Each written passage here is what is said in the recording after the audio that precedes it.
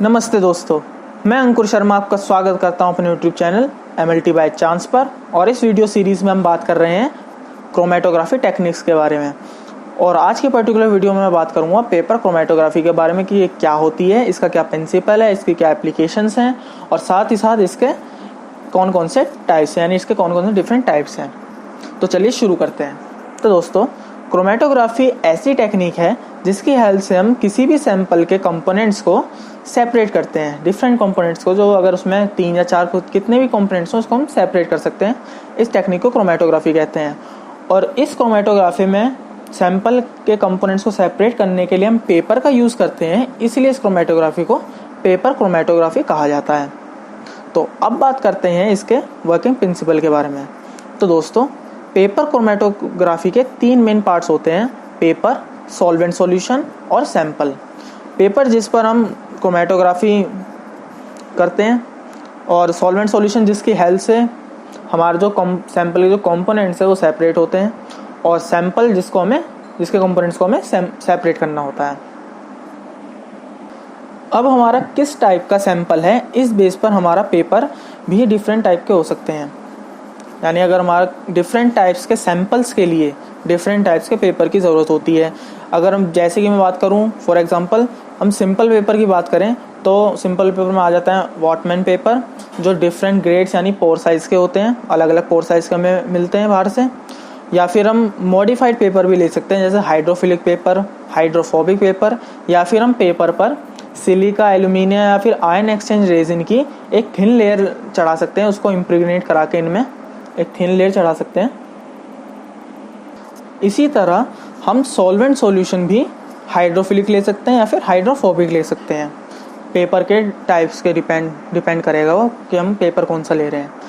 अब बात करते हैं कि अब जैसे हमने सॉल्वेंट और पेपर सेलेक्ट कर लिए हैं कि हमें कौन सा अपने क्रोमेटोग्राफी के लिए पेपर लेना और सॉल्वेंट लेना है, उसके बाद हम पेपर लेते हैं और उसकी किसी भी एक साइड को हम बेस साइड मानकर वहाँ पर उससे तकरीबन 1 से 1.5 सेंटीमीटर ऊपर एक बेस लाइन ड्रॉ करते हैं पेंसिल की हेल्प से, जहां हम अपना सैंपल अप्लाई करेंगे। उस लाइन के सेंटर पॉइंट पर हम एक अपना सैंपल अप्लाई करेंगे और उसके बाद हम पेपर को एक सैचुरेटेड चैम्बर में रखते हैं, जो पहले ही सॉल्वेंट सॉल्यूशन से फिल किया गया है। और उसको थोड़ी देर सैचुरेटेड कैसे किया गया है, उसको हमने चैम्बर लिया जो ग्लास का बना होता है, और उसमें हमने सॉल्वेंट सॉल्यूशन अपना भर दिया और उसको 10-15 मिनट के लिए छोड़ दिया, जिससे उसका जो अंदर का एनवायरनमेंट है वो सैचुरेटेड हो जाए, एकदम इक्विलिब्रियम हो जाए उसके अंदर का जो एनवायरनमेंट है, ताकि कोई भी अगर एरर आने की हमारी कोई गुंजाइश ना बच सके। इसलिए हम सैचुरेटेड करना भी ज़रूरी होता है। तो अब आगे देखते हैं क्या होता है। उसके बाद हम पेपर को एक क्लिप की हेल्प से चैम्बर में लटका देते हैं, और लटकाते वक्त हम इस चीज़ का ध्यान रखते हैं कि जो हमारा पेपर की जो बेस लाइन हमने ड्रॉ करी है, जहाँ पे हमने सैंपल को अपना अप्लाई करा है, वो सॉल्वेंट से ऊपर हो। अगर वो सॉल्वेंट में होगा, सॉल्वेंट डिप हो जाएगा, तो जो हमारा सैंपल हमने जो इस पर अप्लाई करा है वो सॉल्वेंट में ही डिसॉल्व हो जाएगा, जिसकी वजह से हमारी क्रोमेटोग्राफी नहीं हो पाएगी। इसलिए हमें इंश्योर करना होता है कि जो हमारा जहाँ पे हमारी बेस लाइन है वो सॉल्वेंट से थोड़ा ऊपर होनी चाहिए। अब पेपर के सॉल्वेंट सॉल्यूशन में डिप होने के बाद सॉल्यूशन जो सॉल्यूशन है by the capillary action upward direction में मूव होने लगता है, यानी ऊपर की तरफ जाने लगता है, क्योंकि पेपर में छोटे छोटे पोर्स होते हैं, जिसकी वजह से एक तरह से कैपिलरी का काम करता है।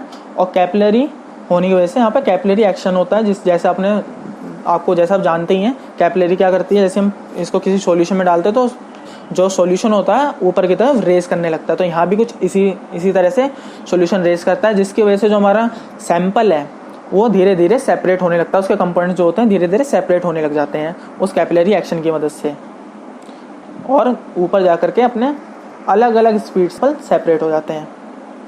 और इसी सेपरेशन के बेसिस पर पेपर क्रोमेटोग्राफी का प्रिंसिपल 2 तरह का हो जाता है। पहला है एडजॉर्प्शन और दूसरा है पार्टीशन। अब एडजॉर्प्शन कैसे?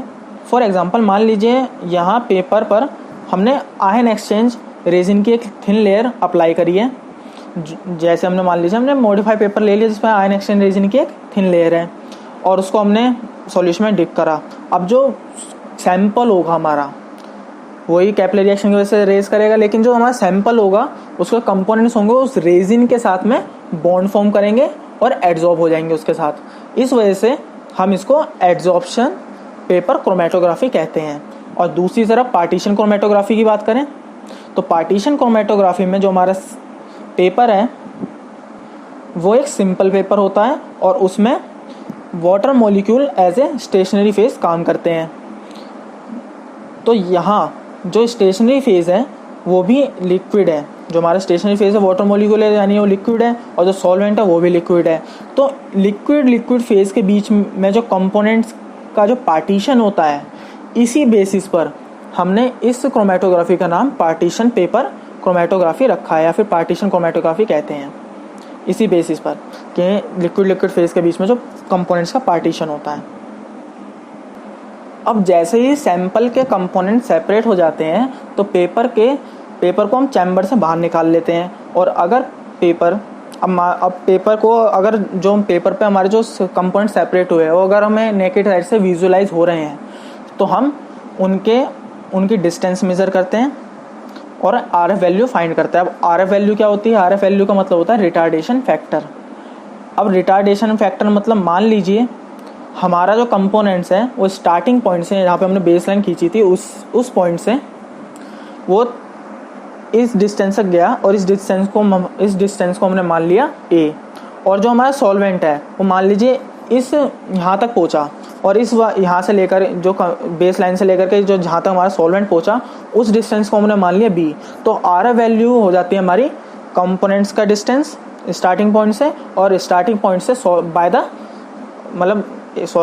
आरएफ वैल्यू हो जाती है हमारी जो a है, यानी हमारे कंपोनेंट्स का डिस्टेंस बाय द सॉल्वेंट का डिस्टेंस b।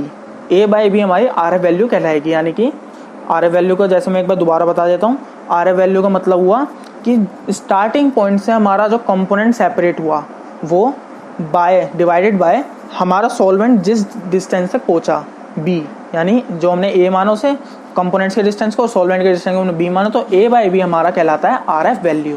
और जो आरएफ वैल्यू है वो हमारी 0 to 1 की रेंज में आती है, यानी 0 to 1 के बीच में ही हमारी आरएफ वैल्यू कंसीडर की जाती है।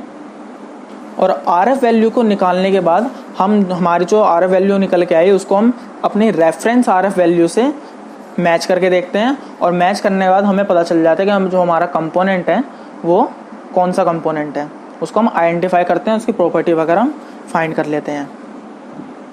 लेकिन मान लीजिए किसी केस में जो हमारा सैंपल है वो विजुलाइज नहीं है, यानी हम अपनी नेकेड आइज से उसे नहीं देख पाते, तो उस केस में अगर हमें कंपोनेंट्स को देखना है तो हम उसको यूवी रेज में रखते हैं, यूवी लाइट्स में रखते हैं, जिससे हमारे जो कंपोनेंट्स के जो डॉट बनते हैं वो हमें विजुलाइज हो जाते हैं और हम उनकी भी आरएफ वैल्यू फाइंड कर सकते हैं। अब आगे पेपर क्रोमेटोग्राफी भी डिफरेंट टाइप्स की हो जाती है, जैसे असेंडिंग पेपर क्रोमेटोग्राफी, जैसा अभी हमने डिस्कस है, ये असेंडिंग पेपर क्रोमेटोग्राफी भी डिस्कस करी है। तो इसमें क्या होता है, जो हमारा सॉल्वेंट है वो ऊपर की तरफ मूव करता है और सैंपल भी हमारा, सॉल्वेंट जब ऊपर की तरफ मूव करेगा तो सैंपल भी हमारा ऊपर की तरफ ही मूव करता है, इस वजह से हम इसको असेंडिंग क्रोमेटोग्राफी कहते हैं। सेकेंड है हमारा डिसेंडिंग क्रोमेटोग्राफी। इसमें क्या होता है, जो हमारा सॉल्वेंट है उसको हम चैम्बर में ऊपर की तरफ फिल करते हैं, और जो हमारा क्रोमेटोग्राफिक पेपर है जिसमें हमें क्रोमेटोग्राफी करनी है उस पेपर जो हमारा पेपर की जिस साइड पर हमने सैंपल अप्लाई करा है वो सॉल्वेंट की तरफ हो, जिससे हमारा जो हमारा सैंपल है वो उसके जो कंपोनेंट्स हो सेपरेट हो सके। तो यहाँ पे सॉल्वेंट जो है वो डाउनवर्ड डायरेक्शन की तरफ मूव करता है, इसलिए हम इसे डिसेंडिंग क्रोमेटोग्राफी कहते हैं। थर्ड टाइप है इसका असेंडिंग डिसेंडिंग क्रोमेटोग्राफी। इसमें सैंपल लगाने के बाद जो सॉल्वेंट हो पहले अपवर्ड डायरेक्शन मूव करता है, उसके बाद वो डाउनवर्ड डायरेक्शन मूव करता है, इसलिए इसे हम असेंडिंग डिसेंडिंग क्रोमेटोग्राफी कहते हैं। फोर्थ टाइप है हमारा रेडियल क्रोमेटोग्राफी। इसमें जो पेपर लिया जाता है वो सर्कुलर होता है और इस पेपर में सेंटर में अपना सैंपल अप्लाई किया जाता है, और इसको एक विक की हेल्प से पेट्री डिश में जो सॉल्वेंट से फिल होती है उसमें रखा जाता है।